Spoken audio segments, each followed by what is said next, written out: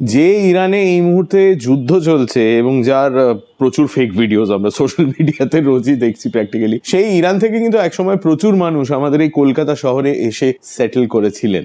Park street Camac street crossing থেকে আপনি যদি কামাক স্ট্রিটে ঢোকেন, রাফলি 170 মিটার মতো গেলে আপনার ডান হাতে একটা পেট্রোল পাম্প পড়ে। সেই পেট্রোল পাম্পের পেছনে খেয়াল করবেন এই বাড়িটা উঁকি দিচ্ছে।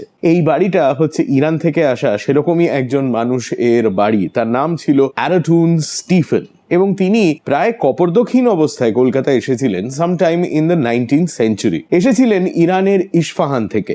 আর কলকাতায় এসে তিনি প্রথম ব্যবসা শুরু করেন ইমিটেশন গয়না বিক্রি করার ঠেলা গাড়ি থেকে। ধীরে ধীরে ব্যবসার উন্নতি করেন। 18 নম্বর চৌরঙ্গি রোডে তার একটা গয়নার দোকান হয়, ব্যবসার আরো উন্নতি হয়। তারপর মিসেস অ্যানি মাঙ্ক বলে এক ভদ্রমহিলার কাছ থেকে তার একটি বোর্ডিং হাউস উনি কিনে নেন। সেই বোর্ডিং হাউসটাকে উনি কি করেছিলেন সেটা কিন্তু আপনি জানেন, কারণ সেই বিল্ডিংটা আপনি একাধিকবার দেখেছেন।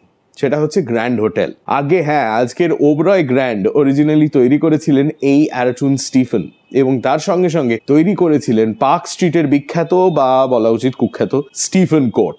এই যে বাড়িটা 2 নম্বর কামাক স্ট্রিটের পেট্রোল পাম্পের পেছনের যে বাড়িটা, সেটা ছিল এই আরাটুন স্টিফেনেরই বাড়ি। আরাটুন স্টিফেন 1927 সালে কলকাতাতেই মারা যান।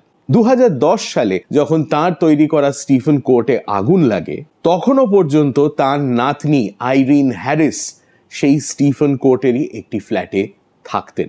তো এই ছিল আরাটুন স্টিফেন এবং তার বাড়ির গল্প, 2 কামাক স্ট্রিট। পরের বার ওদিক দিয়ে গেলে একবার উঁকি মেরে দেখবেন। কলকাতার ইতিহাস সম্বন্ধে যদি আরো জানতে চান তাহলে ইনস্টাগ্রামে ফলো করুন আর ইউটিউবে সাবস্ক্রাইব করুন টু হাফ প্যান্ট হিস্ট্রি।